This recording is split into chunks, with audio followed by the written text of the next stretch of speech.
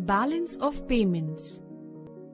In this module, you will explain the functioning of an open economy, understand the flow of goods and capital across nations, and explain the meaning and components of balance of payment. Roy decides to buy an LED TV and he compares the latest models offered by Sony and Samsung. While planning for his next vacation, he may consider spending it in Kerala or in Dubai. When he starts saving for his retirement, he may choose between a mutual fund that buys stock in Indian companies and one that buys stock in foreign companies. Here, in all these cases, Roy is participating not just in the Indian economy, but in economies across the world. Being open to international trade allows people to produce what they produce best and to consume a variety of goods and services produced around the world. An open economy interacts freely with other economies around the world by buying and selling goods and services in world product markets and buying and selling capital assets in world financial markets. The flow of goods.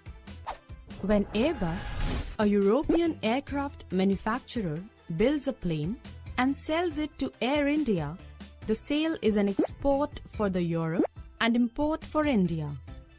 When Reliance Industries Limited, the largest petroleum exporter from India, exports diesel to Europe, the sale is an import for Europe and an export for India. Exports are domestically produced goods and services that are sold abroad. Imports are foreign-produced goods and services that are sold domestically. The net exports of any country are the difference between the values of total imports and total exports of that country. When the country sells more goods and services abroad than it buys from other countries, exports are greater than imports, that is, net exports are positive. In this case, the country is said to run a trade surplus.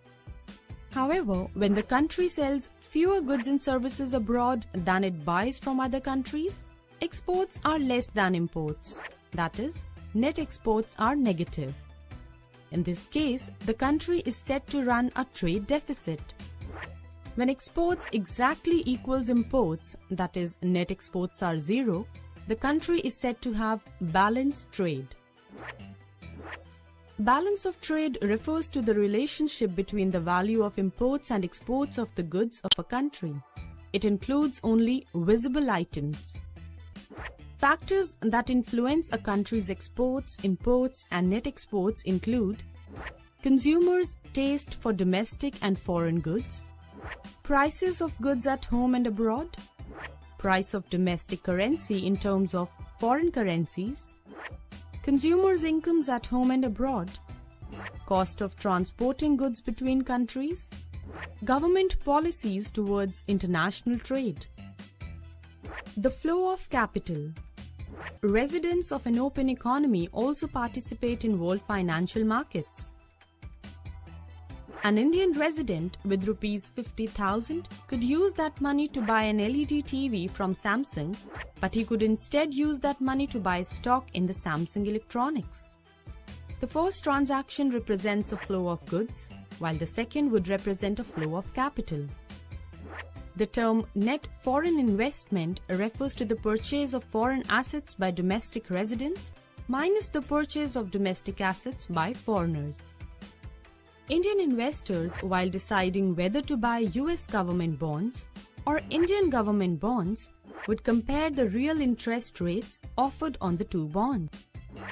The higher a bond's real interest rate, the more attractive it is. While net exports measure an imbalance between a country's exports and its imports, net foreign investment measures an imbalance between the amount of foreign assets bought by domestic residents and the amount of domestic assets bought by foreigners. For an economy as a whole, these two imbalances must offset each other. That is, net foreign investment must always equal net exports. Why this accounting identity is true? Consider that Airbus, the European aircraft maker, sells some planes to Air India. In this sale, a European company gives planes to Air India and Air India gives INR, that is Indian National Rupees, to the European company. Notice that two things have occurred simultaneously. European goods are sold to a foreigner and this sale increases Europe's net exports. In addition, Europe has acquired some foreign assets, the INR, and this acquisition increases Europe's net foreign investment. The value of that asset equals the value of the good or service sold. When we add everything up, the net value of goods and services sold by a country must equal the net value of assets acquired. The international flow of goods and services and the international flow of capital are two sides of the same coin. Balance of payments, or BOP, records the transactions in goods, services and assets of the residents of a country with the rest of the world. It also records the country's demand for and supply of foreign exchange. Balance of payments includes current account and capital account. Items of current account are export and import of goods or visible items, export and import of services or invisible items, unilateral transfers.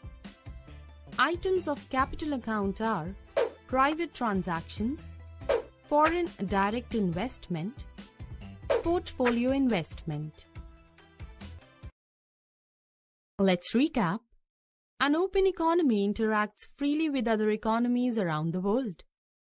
Balance of trade refers to the relationship between the value of imports and exports of the goods of a country.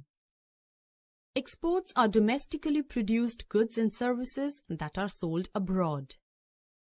Imports are foreign produced goods and services that are sold domestically. Net exports of any country are the difference between the values of total imports and total exports of that country. When exports are greater than imports, there is a trade surplus. When exports are less than imports, there is a trade deficit.